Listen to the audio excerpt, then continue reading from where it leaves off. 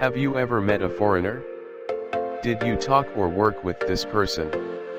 If not, and you're about to meet one, how would you do it? Would others respond the way that you would? This scenario involves globalization. Hi, I'm Eddie.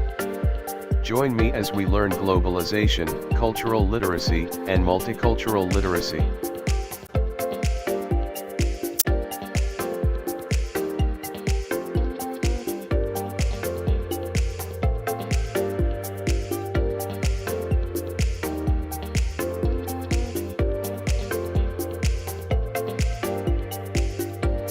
What is globalization?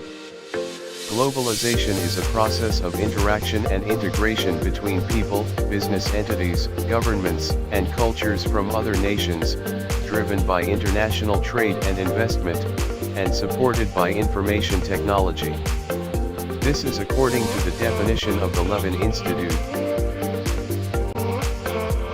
Although many people may associate globalization to business and economy, we can also relate it to the daily lives of ordinary people.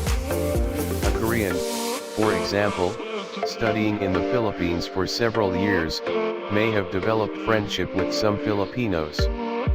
Their interaction as friends may have influences on both persons. The Korean may like certain Filipino food or expressions, and the Filipino may start using Korean products and patronizing Korean shows. When the Korean is with his or her Korean friends, he or she may start introducing some Filipino ways that he or she acquired. The Filipino, on the other hand, when with his or her Filipino friends, may start telling them about the Korean ways. Both sets of friends are influenced by the Korean and the Filipino, and may start liking and practicing the culture of the other country. This too can be considered globalization. Globalization is not a new trend. Ancient Greek culture was widespread, that even Egyptians knew their language.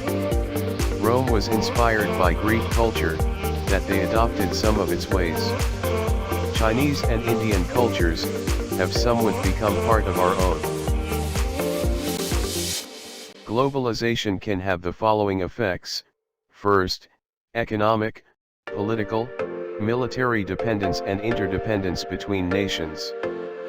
People may expect economic or military help from other countries, in cases of disaster or conflict with other nations. Second, expanded flow of individual people among societies. Meyer said that there are several reasons for the expanded flow of people. These are socio-economic migration, political expulsion, and travel or tourism.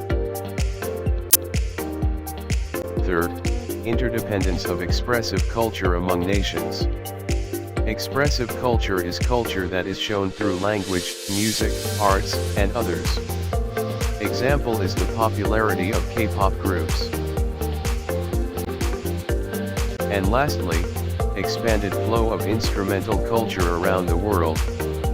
Instrumental culture refers to models of social order. An example is the strict discipline practiced by the Japanese.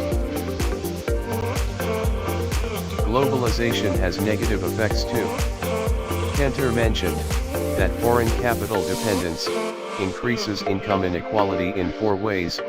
First, small, highly paid class of elites managing investments that create many low-pay jobs.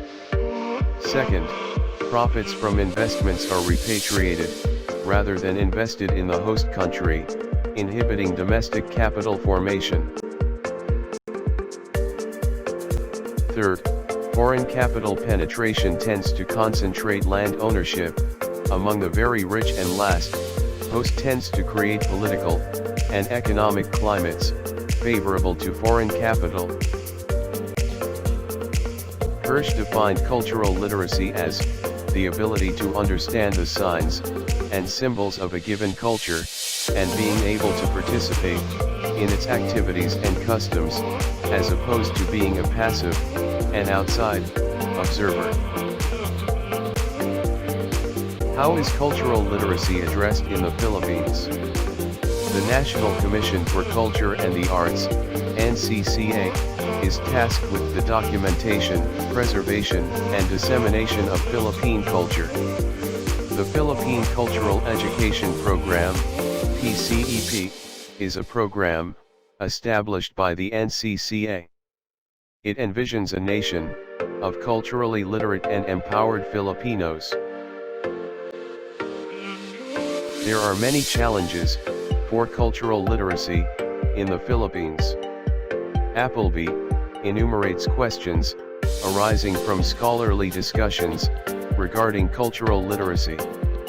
These questions are particularly important to a multilingual and multicultural country like the Philippines. Some of these questions are: what kinds of knowledge constitute cultural literacy? Should cultural literacy be one of the goals of education? Whose cultures must we be literate in? Is cultural literacy a means to display dominance over other cultures? How is cultural literacy to be assessed and evaluated?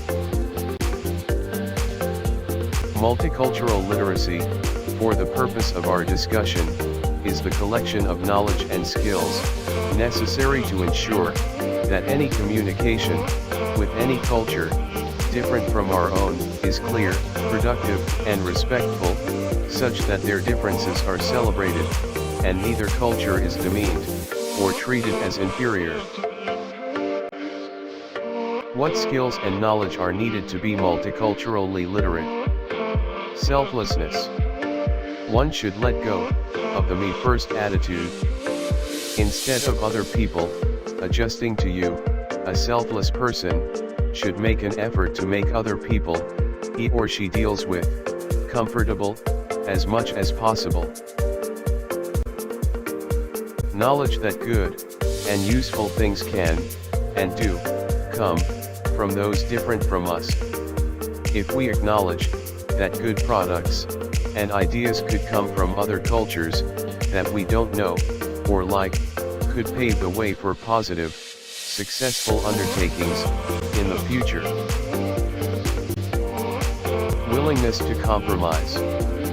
Let's face it, everybody needs something, and that something may be achieved by working with others. The work may be successfully done if everyone practices the give and take relationship. You should know what you can give, so that you can receive something in return. Acceptance that there are limits.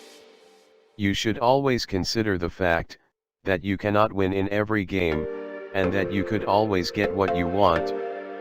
By doing so, you can avoid misunderstanding, hurting someone or being hurt and going into conflict.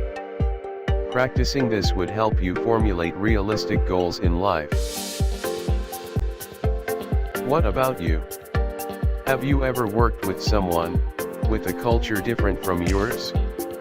How did you handle it? Share it with someone today, and try to understand the world, one person at a time. Thanks for watching.